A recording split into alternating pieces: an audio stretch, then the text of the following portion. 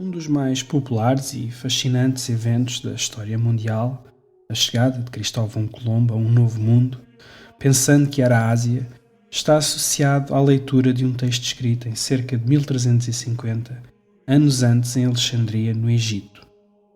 Esse mesmo texto continha importantes informações geográficas e foi um dos que Colombo utilizou para determinar a distância da Península Ibérica à Ásia. Sem perceber que a sua estimativa estaria errada, o navegador fecha ao mar em direção ao oeste e o resto é a história que se conhece. O tal texto era a Geografia escrito por Cláudio Ptolomeu em cerca de 150 d.C. Este imponente documento reunia o maior conhecimento sobre geografia e cartografia até então produzido no mundo greco-romano. Além dos seus contributos originais, Ptolomeu utilizou bastante a informação reunida por gerações anteriores. O trabalho de alguns desses geógrafos anteriores, como Marino de Tiro, só é conhecido hoje em dia porque Ptolomeu o citou e reconheceu o seu mérito. Nenhum texto coevo comparável chegou aos nossos dias. De forma simplista, a geografia de Ptolomeu é uma espécie de Google Maps dos tempos antigos.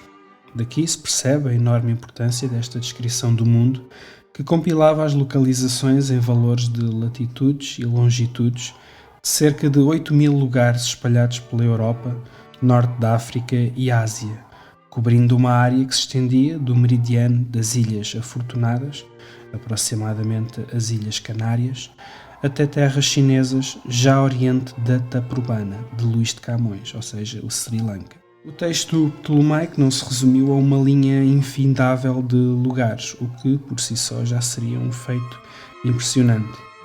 A sua novidade e valor estavam também no uso da matemática e astronomia na construção da descrição do mundo. Os capítulos teóricos continham métodos matemáticos que se exploravam o uso de coordenadas geográficas e de 3 projeções cartográficas, que permitiam construir e reproduzir mapas de todo o mundo conhecido, mas também de regiões mais reduzidas. De facto, não sabemos se Ptolomeu alguma vez desenhou mapas. Se o fez, não há notícias de que tenham chegado aos nossos dias. Também se desconhece o paradeiro do manuscrito grego original, certamente perdido há muitos séculos. O texto original foi sendo copiado em grego, teve versões latinas de algumas partes e passou ainda pelo mundo árabe, onde foi muito conhecido e estudado a partir do século IX. Em particular, as concepções de Ptolomeu foram influentes no trabalho do grande geógrafo Al-Idrisi, que no século XII fez o famoso mapa conhecido por Tábula Rogeriana. A Europa medieval parece não ter dado muita importância ao texto ptolomaico, mas este cenário viria a mudar em 1406 com a tradução para latim, concluída pelo florentino Jacobus Angelus. Esta tradução desencadeou um enorme interesse junto dos intelectuais europeus. O texto da geografia teve um enorme impacto nas concepções geográficas por toda a Europa e Portugal não foi exceção.